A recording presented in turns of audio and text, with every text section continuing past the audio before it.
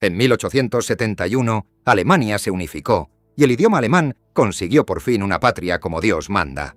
Sería una historia preciosa si no fuera por los otros dos países que están justo al sur de la frontera, de brazos cruzados, murmurando ni de coña. Alemania, Austria y Suiza comparten idioma, alfabeto y unos 1000 años de historia enredada. Lo que no comparten es la más mínima gana de que los confundan entre ellos. En Europa hablan alemán unos 100 millones de personas, y en lo único que están todas de acuerdo es en que los otros germanoparlantes lo hacen mal. Esto es una pelea de familia disfrazada de región lingüística. Y el peor insulto que puedes lanzarle a cualquiera de los tres es, sencillamente, el nombre de uno de los otros dos. Empecemos por Alemania, porque Alemania no esperaría menos. Alemania es el hermano mayor que nadie pidió, un país que le echó un vistazo al concepto de norma y decidió convertirlo en personalidad. Piensa en ese compañero de trabajo que te denuncia a recursos humanos por tu propio bien y que luego, sinceramente, no entiende por qué te has enfadado. Eso es Alemania. Solo que con 84 millones de personas, una economía del tamaño de un planeta pequeño y una palabra para todo, incluida, probablemente, la sensación de estar triste porque todavía no existe una palabra. La religión nacional se llama Ordnung, que se traduce como orden, pero funciona como un marco moral completo. Hay una forma correcta de hacerlo todo. Los alemanes la conocen y te la van a compartir, sin que nadie se la pida, y a todo volumen. El reciclaje tiene más categorías que leyes tienen algunos países, y meter el vidrio en el cubo equivocado es la forma más rápida de convertirte en el villano de tu calle. Las horas de silencio existen los domingos y todas y cada una de las tardes, y se hacen cumplir con la seriedad que otras naciones reservan para las violaciones del espacio aéreo, lo que significa que cortar el césped un domingo por la tarde no es jardinería, es una provocación. Los domingos cierran las tiendas todas por ley y el país entero interpreta la quietud, un ensayo nacional semanal de no hacer absolutamente nada, correctamente. Y luego está lo de cruzar en rojo. Ponte en un paso de peatones completamente vacío a las 3 de la mañana, sin un coche en kilómetros, y pisa la calzada mientras el muñequito sigue en rojo. En algún lugar un jubilado se materializará de entre la niebla para mirarte con una decepción tan profunda que la vas a notar en tus antepasados. Esa mirada es el verdadero control fronterizo de Alemania. El chiste es que la famosa eficiencia alemana es, en buena medida, un rumor que empezaron los propios alemanes. Este es un país donde los trenes llegan tarde con tal fiabilidad que los ferrocarriles suizos se han quejado públicamente de que los retrasos alemanes les contaminan el horario, como el vecino cuyo desorden se te va colando por encima de la valla. Un país capaz de construirte una máquina con 1000 piezas móviles, pero que te pide que le mandes el pedido por fax, porque aquí el fax no es una pieza de museo, es infraestructura activa. Un país que te diseña un coche para que te sobreviva y luego insiste en que lo pagues en efectivo, porque las tarjetas son, y cito el estado de ánimo nacional, sospechosas. Beben un agua que les devuelve el ataque, porque si no lleva gas es que no se está esforzando, y sostienen su cerveza sobre una ley de pureza de 1516, lo que convierte una normativa cervecera de 500 años en la institución más estable de la historia alemana. Lo único que está fuera de debate es la Autobahn. En Alemania puedes cuestionar cualquier cosa, el gobierno, la iglesia, el seleccionador nacional, pero propone un límite genérico de velocidad, y verás a una nación de ciudadanos prudentes y adoradores de la norma transformarse en pilotos de carreras libertarios, defendiendo su derecho sagrado a ir a 240 con un yogur en la mano. Socialmente, los alemanes funcionan con una franqueza que el resto del planeta interpreta como hostilidad abierta. Un alemán diciéndote que tu presentación era floja no está siendo grosero, está siendo útil y está un poco desconcertado porque te hayas puesto a llorar. La charla de ascensor se considera una pérdida sospechosa del tiempo finito de todo el mundo. Los sentimientos existen, supuestamente, archivados en alguna parte y los cumplidos se conceden con cuentagotas como licencias de obra. Pero menciona el pan y verás cómo se les ilumina la cara, porque Alemania tiene más de 3000 variedades registradas y considera el pan de los demás una disculpa blanda y azucarada. La puntualidad no es educación, es identidad. Llegar 5 minutos antes es llegar a la hora, y llegar a la hora es un insulto. Y cuando termina la jornada llega el sagrado Feierabend, el momento a partir del cual preguntarle a un alemán cualquier cosa del trabajo es técnicamente un acto de guerra. Todo lo que queda en medio está asegurado. Los alemanes llevan encima un seguro de responsabilidad civil, como otros llevan las llaves de casa, porque la posibilidad de rayar sin querer la bicicleta de un desconocido mantiene despiertas a una nación entera, y un alemán te organiza una barbacoa informal en el jardín con el rigor logístico de un alunizaje, con plan alternativo por lluvia, concepto de distribución de asientos y correo de seguimiento. Pregúntale a Austria qué es un alemán, y te dirá Piefke, escupido con 2 siglos de desprecio bien añejado. Pregúntales a los suizos y te dirán Gummihals, cuello de goma, el que asiente a todo y no se entera de nada. Los dos coinciden en lo esencial, ruidosos, sin sentido del humor y convencidos de ser el ajuste de fábrica del idioma alemán, mientras que todos los demás son un dialecto que se ha ido de las manos. Y aún así, hay que reconocérselo. Ningún otro país se audita la propia historia con semejante seriedad, sin pestañear, y no hay amigo en Europa tan irritantemente fiable. Alemania cansa igual que cansa el gimnasio. Te quejas sin parar, y luego te das cuenta de que es lo único que mantiene en pie la vida del continente entero. Justo cruzando la frontera sur, mejor vestida y con una pequeña sonrisa irónica, está Austria. Austria es un antiguo imperio mundial comprimido en una estación de esquí, 9 millones de personas viviendo dentro del recuerdo de un palacio. Imagínate a un aristócrata anciano que perdió la mansión pero se quedó con todos los muebles, así que ahora vive en un piso modesto rodeado de lámparas de araña, juzgándote, con una elegancia exquisita. Eso es Viena. Y a Viena le va estupendamente, gracias por preguntar, mejor que a ti, de hecho, cosa que jamás dirá pero que insinuará sin ninguna duda. Donde Alemania pone franqueza, Austria pone encanto con una cuchilla dentro. La forma de arte local es el Schmach, una ironía sonriente con la que un vienés puede halagarte con tal precisión que solo te das cuenta en el tranvía de vuelta a casa de que te ha insultado 2 veces. La queja misma se ha refinado hasta convertirse en una disciplina llamada Raunsen, refunfuñar no como negatividad, sino como forma de vida, un zumbido de fondo de insatisfacción que mantiene la ciudad en marcha como la llama piloto de una caldera. Los camareros vieneses son famosamente bordes, y tienes que entender que eso no es un fallo del servicio, eso es el servicio. No estás pagando el café, estás pagando para que te toleren en una sala con historia, y el desprecio del camarero va incluido en el precio, como el cubierto. A cambio, puedes pedir una sola melange y ocupar tu mesa de mármol durante 4 horas leyendo periódicos montados en palos de madera, y nadie te pedirá jamás que te vayas, porque echarte de allí exigiría reconocer que existes. Austria es, además, la sociedad más obsesionada con los títulos de toda Europa. A la gente se la llama Herr Magister en la panadería, los doctorados se ponen en el timbre y a un señor con 2 títulos académicos se los van a leer los 2 en voz alta, en el orden correcto, o habrá consecuencias. El imperio cayó hace un siglo, pero la jerarquía, eso sí que se lo quedaron. Es un país que se pasa el invierno bailando, cientos de bailes de gala cada temporada, valseando como si aún fuera 1815, y un país con una relación célebremente cálida con la muerte, donde a un funeral precioso se le llama un cadáver bonito, una schöne Leiche, y donde el cementerio central cuenta como un sitio la mar de agradable para pasar el domingo. El motor de física nacional es la frase «Das geht sich aus», ya cuadrará, ya saldrá, aplicada con idéntica confianza a las plazas de aparcamiento, los plazos de entrega, los presupuestos generales del Estado y la ingeniería estructural, con una tasa de éxito que se describe mejor como emocional. Los escándalos políticos llegan con la regularidad de los frentes meteorológicos y se comentan exactamente igual que el tiempo. Vaya, vaya, qué barbaridad, en fin. Y el país sencillamente sigue adelante, porque una nación que sobrevivió a perder un imperio del tamaño de un continente no se va a poner nerviosa porque se le caiga un simple gobierno. Pero el verdadero genio de Austria son las relaciones públicas. Este es el país que ejecutó la mayor operación de rebranding de la historia de la humanidad, convenciendo al planeta entero de que Beethoven era austríaco y Hitler era alemán.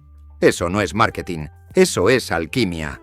Las industrias nacionales son, por este orden, el turismo, Mozart y la negación plausible.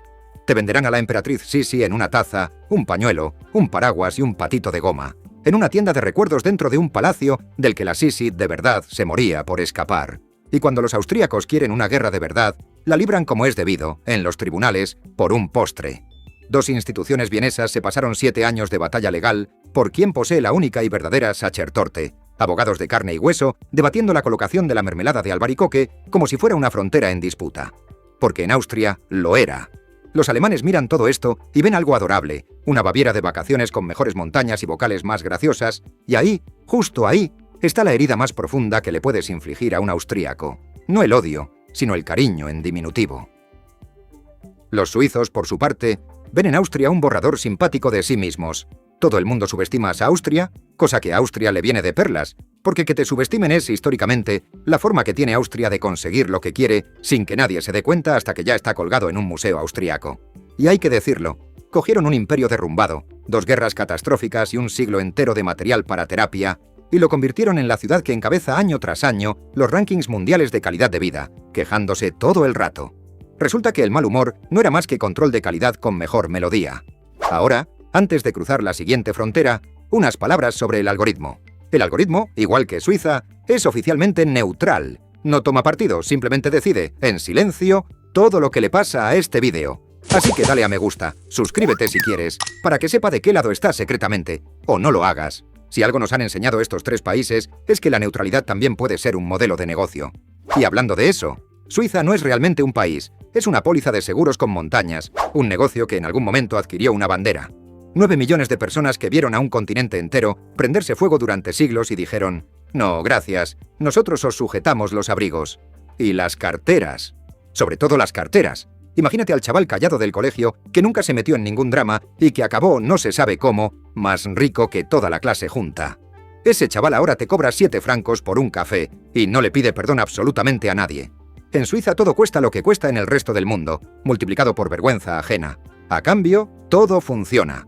Los trenes llegan con una puntualidad que roza lo sobrenatural y se sabe de casos en los que la Compañía Ferroviaria Nacional ha pedido disculpas por retrasos de 2 minutos, lo cual no es tanto una política de transporte como una religión de superioridad moral apuntada directamente a Alemania. El orden no lo mantiene la policía, lo mantienen los vecinos. Pon una lavadora un domingo y chocarás de frente con el calendario de lavandería del edificio, un documento con la gravedad legal de una constitución. Tira de la cadena después de las 10 de la noche y alguien, en algún lugar del bloque, está tomando nota. Hasta hacerse suizo es asunto de vecindario, porque en algunos pueblos tu naturalización la votan los propios vecinos, lo que significa que tu ciudadanía puede depender de si saludas bien en la escalera y de cómo gestionas tu reciclaje. Y sinceramente, te dirían ellos, ¿qué mejor examen hay? Los suizos gobiernan el país entero a base de referéndums, votando varias veces al año, sobre todo, desde la ley fiscal hasta, y esto es completamente real, si a las vacas se les debe permitir conservar los cuernos. En 2018, una nación entera fue a las urnas a resolver la cuestión de los cuernos. Millones de votos, debate nacional, especiales de televisión.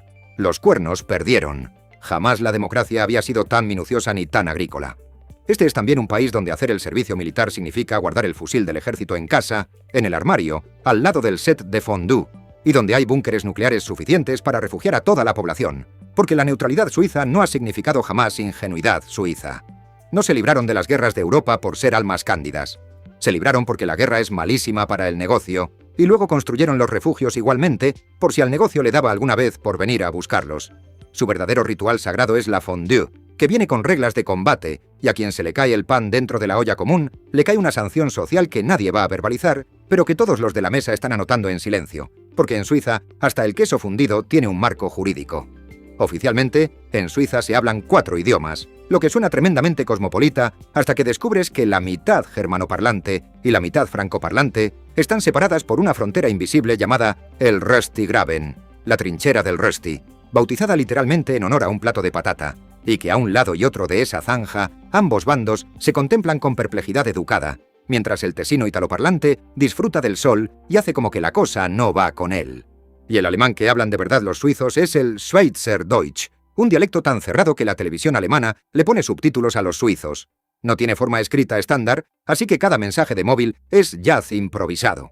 Nada de esto es un accidente lingüístico, es un foso defensivo. Lo único en lo que las 4 regiones lingüísticas se han puesto de acuerdo alguna vez es en Roger Federer. Por cierto, el auténtico bipartidismo suizo no es político. Es Migros contra Coop, las 2 cadenas de supermercados que dividen a la nación en hogares fieles con más fiabilidad que cualquier ideología. Y la racionalidad suiza tiene sus límites de todas formas, porque cada primavera Zúrich quema un muñeco de nieve gigante relleno de explosivos llamado el Bug, y cronometra cuánto tarda en estallarle la cabeza, con el fin de predecir el tiempo que hará en verano. Un país de banqueros, estadísticos y actuarios, pronosticando la economía de la temporada con un muñeco de nieve ardiendo, y allí nadie encuentra esto digno de mención.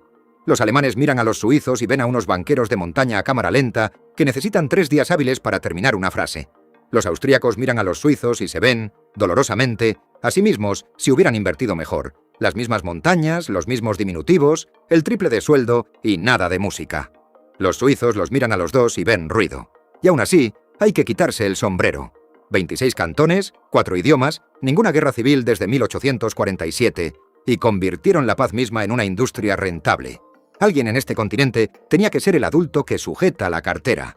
Lo que no hacía falta era ser tan repelente al respecto. Ahora que ya conoces a los 3, hablemos de lo que sienten de verdad los unos por los otros, porque aquí es donde la comida familiar se pone interesante. Empecemos por Alemania y Austria, la rivalidad entre hermanos del siglo. Para el austríaco el alemán es el Piefke, una palabra que comprime ruidoso, sin tacto, quemado por el sol y sabelotodo en 2 sílabas eficientes. Hay una queridísima saga televisiva austríaca llamada, literalmente, la Piefke-Saga, sobre turistas alemanes colonizando un pueblo de esquí tirolés. Y los austríacos te dirán que no es comedia, es material documental. La tragedia es que la economía austríaca funciona en buena medida gracias a esos mismísimos Piefkes.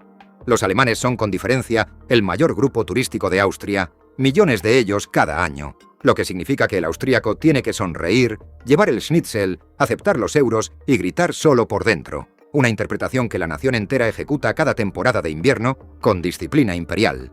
Cada pueblo de esquí renueva el ritual, turistas alemanes con conjuntos, a juego formando colas ordenadas en el remonte, mientras los locales pasan haciendo slalom a su lado entre dientes, y el alegre Grüß Gott del monitor llevando el subtítulo tácito de que tú, específicamente, podrías haberte quedado en casa. El alemán, mientras tanto, llega, lo encuentra todo encantador, deja buena propina y no sospecha nada. Y ese es el giro más cruel de toda la rivalidad, que va en una sola dirección. El austríaco alimenta 2 siglos de resentimiento finamente envejecido, y el alemán está sinceramente convencido de que los austríacos lo adoran. No hay insulto más profundo que un archienemigo que ni siquiera se ha enterado de que sois enemigos. Luego está la guerra del idioma. El mismo idioma, en teoría. En la práctica, los austríacos defienden su vocabulario como si fuera territorio. Un albaricoque es un amarille, jamás una apricose. Enero es Janer. Las patatas son Erdäpfel, manzanas de tierra, muchas gracias. La nata montada es Schlagobers, y si usas las palabras alemanas en un mercado vienés, te corregirán con una sonrisa capaz de escarchar el cristal. Esto no es charla de cocina, es derecho internacional. Cuando Austria entró en la Unión Europea, hizo que Bruselas le firmara el protocolo número 10, un documento legal que protege 23 palabras austríacas de comida concretas frente a la invasión lingüística alemana. Una nación soberana se buscó abogados por la palabra rábano picante y, sinceramente, respeto. El contraataque austríaco en la vida diaria es más sutil. Cuando un Piefke entra en la sala, el austríaco cambia a su alemán estándar más afilado y más formal, una cortesía servida como una estocada de esgrima, la prueba de que él puede hablar el tuyo perfectamente, mientras que tú no sobrevivirías 5 minutos al suyo. Y la venganza más dulce de todas es el ladrillo, porque la mitad de los valles más bonitos del Tirol dependen hoy de los mismos huéspedes alemanes de los que los locales refunfuñan en la mesa de los habituales. Una dependencia que ambas partes han acordado no mencionar jamás estando sobrias. Y si quieres entender la profundidad emocional de esta relación, necesitas exactamente una palabra: Córdoba. 1978, Mundial de Fútbol. Austria le gana a Alemania 2-1. Y el comentarista austríaco pierde la cabeza en directo, aullando que se está volviendo loco. Un clip que cualquier austríaco te recita como si fuera la Biblia. Austria lleva casi 50 años celebrando ese único partido de fútbol. Lo emiten por televisión todos los años, hay adultos hechos y derechos que hablan de él con los ojos húmedos, y a los niños se lo enseñan como otros países enseñan el Día de la Independencia. Y aquí llega el giro del cuchillo. La mayoría de los alemanes ni siquiera se acuerdan del partido.